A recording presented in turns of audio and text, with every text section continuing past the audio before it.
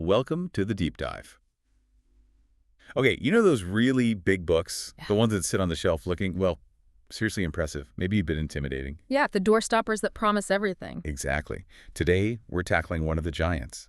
Douglas Hofstadter's Gödel, Escher, Bach, and Eternal Golden Braid. Came out in '79, won a Pulitzer. GEB, yeah. And the title alone, right? Gödel, the logician. Mhm. Escher, the artist. Bach, the composer. I mean, what's the thread? What connects them? Hofstadter's argument, the core of it, is that they were all exploring the same thing, self-reference.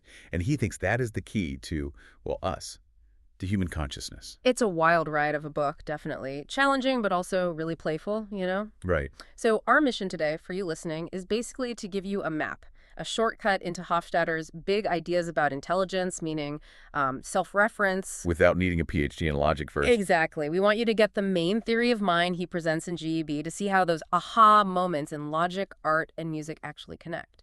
And it really matters, doesn't it? Yeah. I mean, if you've ever wondered, what is this doing the thinking? Mm. Or you look at modern AI and ask, could a machine really think like us? Mm-hmm. This book doesn't just give answers, it kind of flips the whole question on its head. It really does. Okay, so let's start digging. Gödel. Kurt Gödel. Back in the 1930s, he proved something. Well, pretty earth-shattering for math, The right? completeness theorem. Yeah, devastating is a good word for it. What exactly did he show? This idea that no formal system can fully explain itself. Right. So basically, Gödel demonstrated that if you have any formal system that's consistent, think of mathematics, with its axioms and rules. Okay. There will always be statements within that system that are true, but you actually cannot prove them using the system's own rules. So truths that escape the system itself. Exactly. They're outside the reach of the rules designed to capture all truth, but the how. That's the crucial part for Hofstadter. It wasn't just finding a loophole. He used this technique called Gödel numbering. Gödel numbering. Sounds complicated, but you're saying it's key. Oh, absolutely critical. All right. What Gödel figured out was a way to translate statements about mathematics, like this statement can be proved, into mathematical statements themselves. Numbers representing sentences about numbers. Wait, so math could talk about itself, using its own language. Precisely. And that let him construct this really clever self-referential statement. It essentially said, this statement is unprovable within this system. Whoa. Okay, that sounds like a paradox. Like the old, this sentence is false thing. It is, but he encoded it directly into pure logic and numbers. So think about it.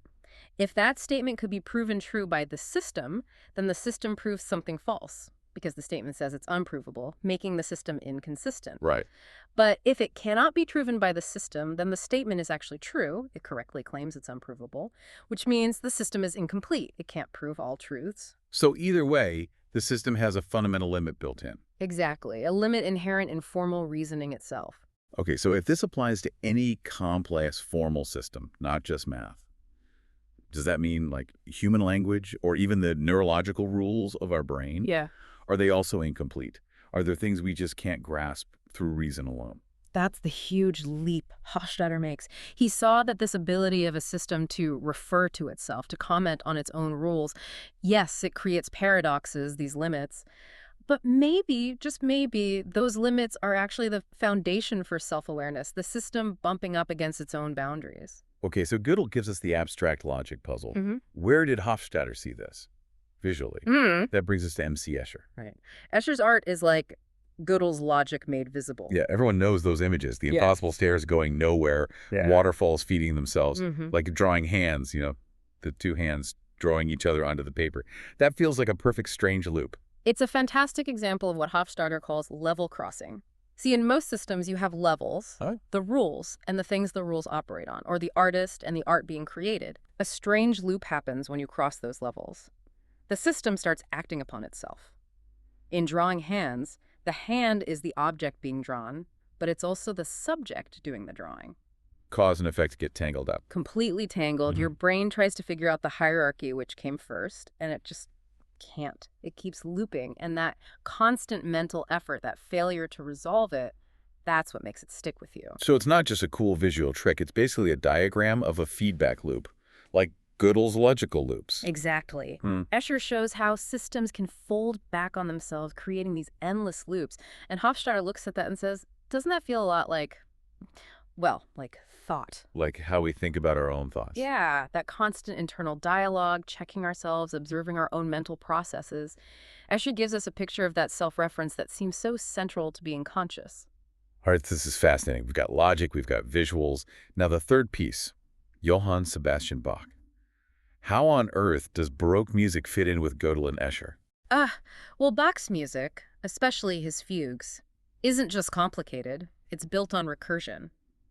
It's mathematically structured in a way that echoes those same looping ideas. Recursion, like repeating patterns. Sort of, but much more complex. In a fugue, you start with a main musical idea, the theme or subject. Then other musical lines or voices come in, repeating that subject. Okay. But they repeat it according to strict rules.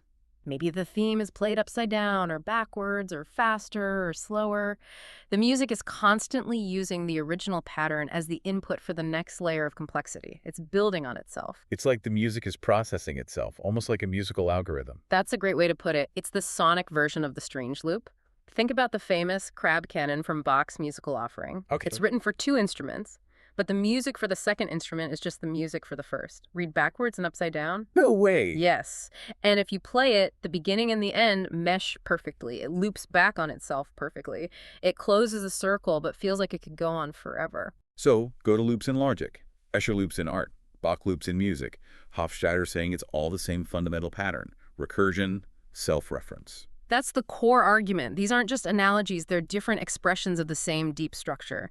And this leads to his most powerful metaphor. Which is? He suggests that consciousness itself, our sense of I, might actually be a kind of incredibly complex Bach fugue. Wow. It's not one specific spot in the brain, but this emergent pattern of thoughts, memories, beliefs, themes, constantly interacting, repeating, varying, folding back on themselves, creating this dynamic, ever-changing, yet somehow consistent sense of self. Okay, so let's bring it all together then. Gödel, Escher, Bach, woven into this one big theory. What's the central takeaway from JB? The big idea is this. Intelligence, and especially consciousness, isn't just about raw computing power or having lots of knowledge. It emerges from systems that can refer back to themselves, self-referential systems, structures that can somehow contain and manipulate a model of themselves. These are the strange loops. Those are the strange loops. And this is where the definition of self comes in. Your brain, that's the hardware, right? The incredibly complex network of neurons. Sure. But the I, that feeling of being you, your consciousness, Hofstadter argues that's the pattern. It's an emergent property, like the fugue emerging from the notes. It's the result of those loops, the system turning inward. Like software that somehow became aware it was running. Kind of, yeah. The awareness isn't in the neurons themselves. It emerges from the complex, recursive dance of neural activity representing and reflecting on itself. That is a huge idea, making the self basically an abstract pattern of information. And you can see why this book is still so relevant, maybe even more relevant now. Absolutely. When Hofstadter wrote GEB in '79, AI was, pretty basic stuff compared to today. Right, rudimentary. Now we have these massive neural networks, machine learning systems that are scarily good at mimicking intelligence. And Hofstadter's ideas suddenly feel incredibly urgent because we're still grappling with that gap between what we usually call a narrow AI good at one specific thing. Like playing chess or recognizing faces. Exactly. And the big dream of artificial general intelligence, AGI, a machine with human-like, flexible, adaptable consciousness.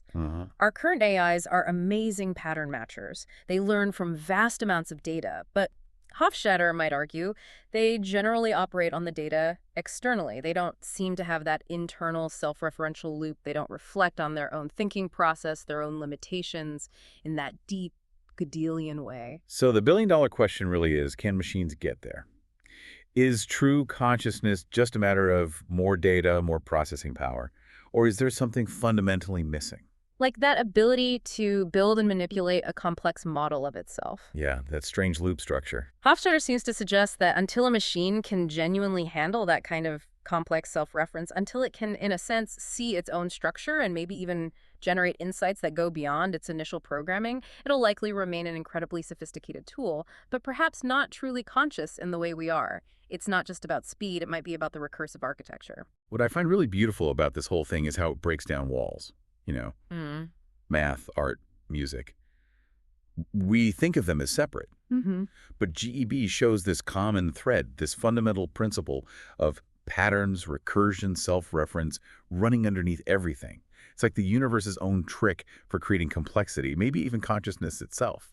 Yeah, Hofstadter kind of shows us that consciousness is the puzzle. And the very act of us trying to figure out the puzzle, that's part of the consciousness itself. It's this closed loop that creates the feeling of an observer, the you experiencing it all. It's pretty mind-bending. It really does change how you think about, well, everything. Creativity, intelligence, maybe even the meaning we find in things. Yeah. Hofstadter just opens this door. Mm-hmm. And once you step through, logic, art, music, they all look interconnected in this amazing new way. Absolutely. And maybe the final thought for you listening is that you don't have to crack the whole code of consciousness today. What GB really teaches us is that sometimes the deepest insights aren't in finding the final answer, but they're hidden in those loops, the ideas and questions we keep coming back to. So keep looping. Keep thinking about your thinking. That process itself, that's where the real magic might be.